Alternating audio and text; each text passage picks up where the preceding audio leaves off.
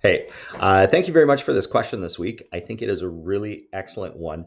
It is buying a home with a gift from family members is something that comes up a lot for buyers in Canada.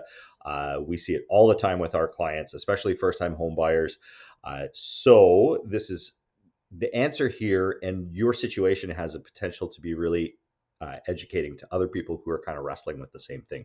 There's a lot of things to consider here. Um, so this week's question is all about buying real estate with a partner, and what's not mentioned is the partner's family as well in the title. It says, "Hi everyone, I've been a fly on the wall on this channel. I'm in a long-term relationship with my partner. We're planning to get married. Congratulations. She's the one, just for context. We want to buy property in the following scenario that would allow lower monthly payments compared to rent in Canada. It doesn't say the province. Her family is wealthy compared to mine and willing to pay 50% of the cost of a house or a flat while we pay off the rest. The fact that you're using flat maybe makes me think that you have moved here from another country. So, I mean, not usually a term we see. So, I mean, that could play into it too. Since her parents have a lot of influence here, no kidding, they don't plan on putting me on the title. So, fair enough. They want to support their daughter with their money. However, my girlfriend wouldn't buy the property if I wasn't there because I will help pay the other 50%. Her parents assume that I will only pay for rent or cohabitation and thereby help by paying off the loan. I would like to own the share of the property that I'm paying off, even if it is only a marginal share. Am I unreasonable? Does anyone know if that's possible? Has anyone been in a similar situation and can tell me how they managed this scenario? And based on the responses that came before mine, they said they're going to get some professional advice. Good, that's the first thing you want to do, and possibly a shareholder type structure. Another option is that you could put some money in yourself towards the down payment, which would give you a reason to expect that you should have some equity off the bat. Also a great reason. Basically, you're going to have to talk to everybody involved, plus a professional of your own who is not, who doesn't have a relation to the other parties in here, so that you are getting good independent advice. It is always good to have good independent professional advice, whether that's a lawyer, a real estate agent, whoever, who would be qualified in the situation to guide you. So here are my thoughts. Basically, there are versions of this question in real estate forums all the time, but this one is interesting because you're getting married to the other occupant of the house. I mean, not that uncommon, but the people paying the whole down payment won't be residing there at all.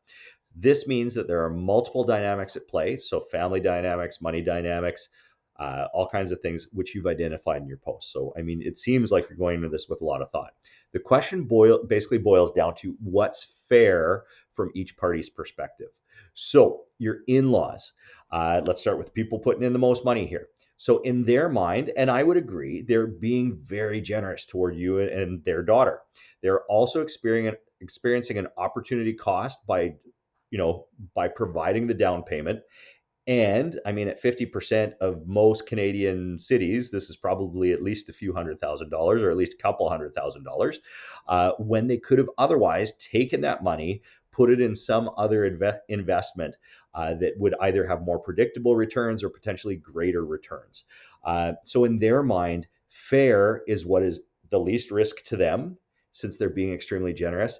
And any equity that you get would complicate things because it means that they then, on top of this family relationship, have this business relationship with you where, where if things get ugly, they're still tied to you because of the equity in this house. Now, they would probably likely agree with cynical so what, one of the other commenters here, who I really like. I want to say off the bat, I really like that if you're not contributing to the down payment, then you should have no ownership rights. So basically, they're saying, we are buying this like an investment property. You are a tenant, so you only have the same rights a tenant is, which is just you get a roof over your head. In return, you pay us rent. So you're not really paying the mortgage, you're paying rent. From a cynical point of view, which I mean, they may be super lovely people with never a thought to do this in their mind, but I have to play devil's advocate here. they may see this as a point of leverage over you and their daughter since they control the roof over both of their heads. I bring up this last point not because I think it's likely, but it's certainly a thing that does happen in some family dynamics. So you need to consider whether that's at play here and what that means for you. Number two, your partner's perspective. So in her mind, I mean, on the balance, this is likely a fair arrangement. I don't know what she grew up with. I don't know how she feels about her parents. But since you two will be able to afford to live in a possibly much better home than if you were renting, and have the stability that comes from avoiding rent fluctuations or eviction if your landlord decides to sell the home. Now, your in-laws could decide to sell the home, and that would be just like you're getting evicted. But I mean, um, the assumption is you're not, because their daughter is in love with you. You guys are going to live many happy years together. It wasn't explicitly stated in your post, but I am guessing that she will be on title and you will not be, which allows her to build some equity and have some rights to the home if it gets sold. The downside for her is that her parents have leverage over her life because they own at least half of her home, as I mentioned in the paragraph above. So your perspective. So in your mind, this does have upsides. I don't want to say this is a bad arrangement, but it has some questions and potential downsides. It sounds like you've considered the other party's perspective, so good. But there are some ways that this could be unfair. Obviously, the cost stability of having a roof over your head and not having to move if the landlord sells is a big deal. You free up money from your ongoing cost to get ahead in other parts of your life. And I see that you're at least commenting or asking for advice in the lean fire. And if anybody doesn't know what the fire strategies are in general, who's reading this, it's a kind of retirement strategy through aggressive cutting of costs and raising of income and investments. So that's likely crossed your mind that it's, if you reduce your overall rent, then you can pay some money elsewhere to kind of get ahead. Now, the very legitimate downside is that you have neither equity in nor control over the roof over your head. In fact, in some ways, this is actually worse than with a traditional landlord. Every one of us in a serious relationship, or marriage accepts the influence of their in-laws to some degree, unless you've completely both cut them out of your life. But as long as both of you or your spouse, is allowing your landlord or your in-laws in your life, who also happen to be your landlords, then they're going to be part of your life. Your particular in-laws are going to be controlling your shelter, and this is a huge point of leverage over every decision going forward if they want it to be. Even if they don't want it to be, you just may simply be cognizant of the power that they have and not wanting to upset them. Okay, so let's explore some scenarios here. What if you want to explore a job in another city and your in-laws decide that they want you to stay close? Assuming that they live nearby in this hypothetical, and because they just want you close, they want you to be able to look after them, or they just want, your hypothetical future children, their hypothetical future grandchildren to be close by.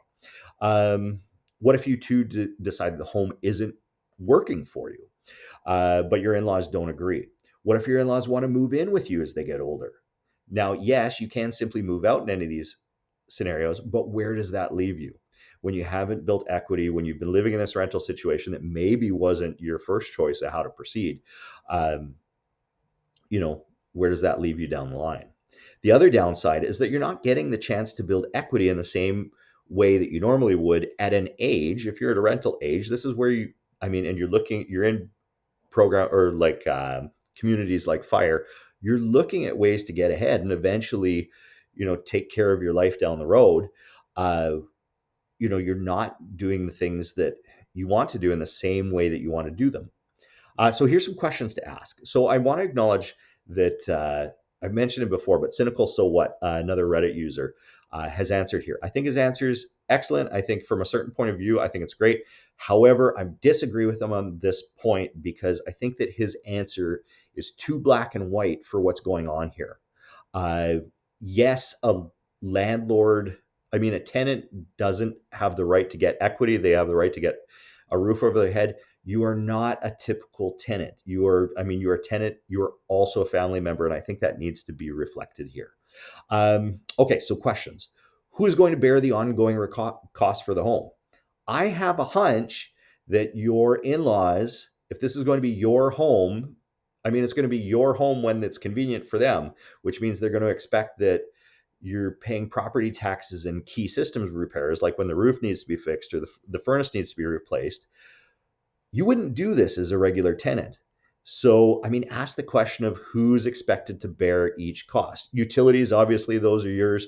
But what about those things like property taxes? What about the roof the roof when it needs to be replaced? Are you, if you do have to replace the roof, are they, with your money, are they going to get a say in which company you use?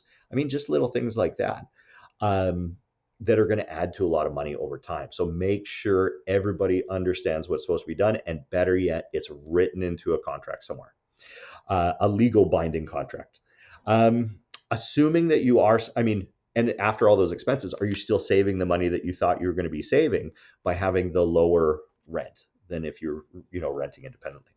Now, assuming that you are saving money each month overall, can you deploy these savings into an investment somewhere? So, ideally, this is going to be one that is just yours in case of a relationship breakdown, or worse yet, your partner dies or something like that, and maybe you are back on your own. You need to have an escape plan. You need to have a parachute that can protect you a little bit here, in case things don't go the way that you hope they're going to go. And that it's not just fair for if that happens, but it also makes sure that you can make good decisions going forward. You're not always, it takes away a little bit of the leverage that the other parties have over you, and you can make good decisions when you're not as financially beholden to your partner and your in-laws. Now, third, is there any path to equity for you in this home? Despite what others have said, I think it's fair that at some point you have some kind of financial stake in this home. And although I wish you and your partner a lifetime of happiness together, it's good to know where you stand if you aren't together forever. So maybe this could be written into your purchase agreement or some other legal document that you build equity over time that reflects your contribution to the home and your time in the relationship. So, take this at different points in the relationship. If you and your partner were to break up a month from now, a month after you bought the home, yeah, you're not going to have any equity in it. If you didn't have it, put anything towards the down payment. Nothing in, nothing out. That's totally fair. If it was 5 years from now, though, would that be different? Would it be fair to acknowledge your contributions in some way? And if taken to the extreme, what about if you and your partner had been married for 40 years and your in-laws passed away? What if they were alive and your partner had passed away? Do you really still have no equity in your own home that you'd been living in for 40 years or for, however many years? Family law, which is going to cover divorce and separations, and real estate law, they are influenced both provincially and federally. They're more complex than you think. They're more complex than anybody on Reddit is going to tell you, because who's not a lawyer? And even then, go talk to a lawyer in real life. So you can't assume what's going to happen in the event of a death, divorce, or separation that's going to fit everyone's definition of fair. So there's another user, LIH9, and they summed it up really well. They said a big financial decision like this is going to have an impact on your life and your relationship. So at minimum, you need to be asking the questions on where you stand and advocating for yourself where you need to. You cannot assume that everything is going to be okay, even if everything feels good, even though this woman is the one that you are going to marry, that you're going to be with forever. Protect yourself no matter what here. Your paths forward boil down to the 3 or 4 that they mentioned, and there's no right or wrong here. Only the one that works for all 3 parties. So you, your partner, and your in-laws. Good luck. Please update us with how this all goes. I think this is a really fascinating question. There's lots of layers to it, and I think it has the potential to educate others. This is something that everyone who is getting in this kind of scenario should be considering, and they may be dealing with similar questions. So, last thing to say, the reason I know any of this or feel like I'm valid to give you an answer on this is because I'm a realtor in Ottawa.